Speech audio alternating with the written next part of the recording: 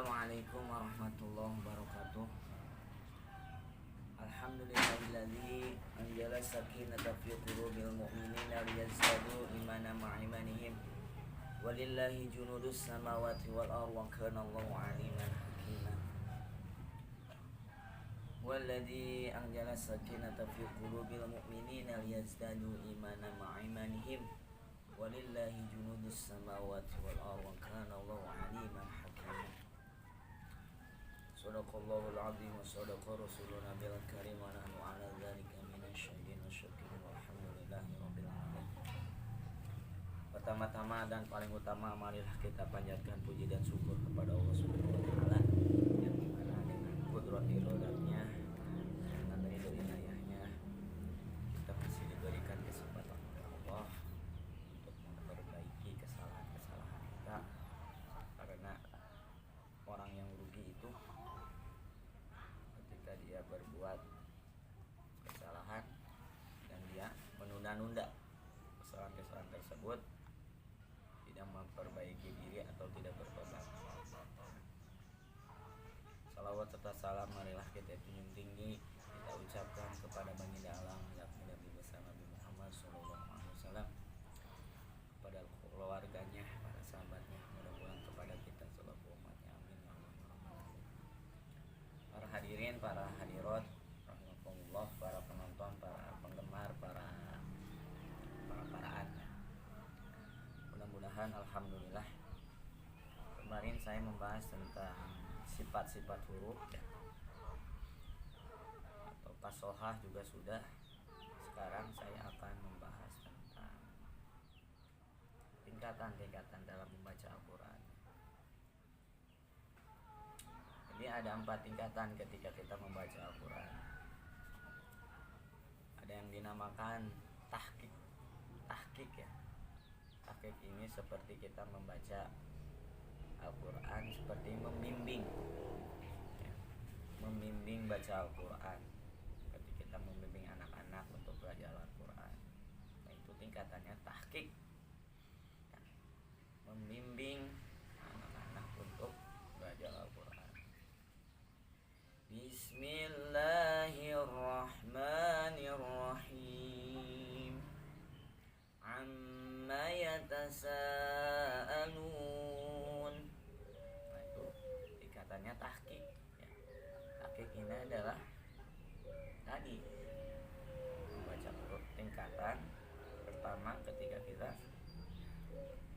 ingin belajar Al-Quran atau mengajarkan anak, membimbing anak ya, itu dinamakan tahqiq. Kemudian yang kedua yaitu tingkatannya tartil, yaitu tingkatan murotal ya. Murotal yaitu tingkatan kedua yaitu tartil ya. Dimana tartil ini seperti biasa kita mendengar imam ketika memimpin sholat ya, sholat maghrib, sholat isya, sholat subuh kan itu membaca Al-Quran. Harus disesuaikan ya. Kita membaca Al-Quran ketika kita sedang memimpin sholat, nah itu harus tartil. Tidak bisa ketika kita imam sholat terus kita membaca dengan tingkatan tahqiq. Bismillahirrahmanirrahim. Alhamdulillahi rabbil alamin ya, kurang cocok ya, kalau kata saya. Tapi untuk sholat itu tandasnya dengan ditartilkan atau dimorotalkan ya. Tartil, morotal, rotala yutartilu tartilan ya. Jadi morotal itu orangnya, murotal orang yang mentartilkan Al-Quran disebut murotal. Bacanya tartil, itu bacaan sholat ya. Nanti saya akan belajar kesananya, ada murotal beragam ya. Setelah tartil, setelah kita bisa baca Quran dalam sholat, pindah ketika kita disuruh untuk acara yasinan ya. Bisa itu dipercepat karena mengejar waktu. Jadi kita baca yasin naik setingkat. Bismillah yang tadinya saya contohkan ya dari tahqiq, tartil sampai ke tadwir ya. Bismillahirrahmanirrahim itu tahqiq. Sekarang tartil. Bismillahirrahmanirrahim. Kemudian tadwir. Tadwir ini lebih cepat dari tartil. Bismillahirrahmanirrahim. Alhamdulillahi rabbil alamin arrahmanir rahim maliki yaumiddin iyyaka na'budu wa iyyaka nasta'in. Seperti orang tarawih, bukan cepat kayak itu, tapi sesuai dengan ilmunya. Kalau kita mendengar imam seperti itu berarti bukan karena dia cepat, tapi sesuai bacaannya, sesuai dengan kaidah. Cepatkan, berarti dia itu imam itu membaca tadwir ya. Tadwir ini kecepatannya lebih dari tartil. Setelah tartil, tadwir tadi lebih cepat dari tartil. Kemudian ada satu lagi yaitu namanya hadar ya. Hadar ini bacaan paling cepat ya ketika kita disuruh untuk baca Quran di depan mayit atau kita disuruh memimpin apa ya namanya ATM ya. Ada yang tahu ATM? ATM itu adalah amplop tina maut kalau di sini ya. Amplop dari orang meninggal. Di sini banyak orang yang meninggal, orang kaya itu, bahkan santri itu berharapnya santri itu ketika meninggal orang kaya itu ngajiin ya. Kalau santri itu ya wah meninggalnya ini orang kaya pasti di ngajikan di makam. Nah itu santri ya, rezekinya lah mungkin rezeki santri ketika orang meninggalnya itu orang kaya. Biasanya orang kaya ini pengen di ngajiin dalam waktu 7 hari. Bisa kita baca gunakan dengan mengejar target ya. Sehari hatam dengan 7 orang. Satu orangnya itu 2 jam. Bisa kita baca dengan hadar. Bismillahirrahmanirrahim. Alhamdulillahi rabbil alamin arrahmanir rahim maliki yaumiddin iyyaka na'budu wa iyyaka nasta'in. اهدنا الصراط المستقيم صراط الذين أنعمت عليهم غير المغضوب عليهم ولا الضالين. بسم الله الرحمن الرحيم ألف لام ميم ذلك الكتاب لا ريب فيه هدى للمتقين الذين يؤمنون بالغيب ويقيمون الصلاة ومما رزقناهم ينفقون والذين يؤمنون بما أنزل إليك وما أنزل من قبلك وبالآخرة هم يوقنون.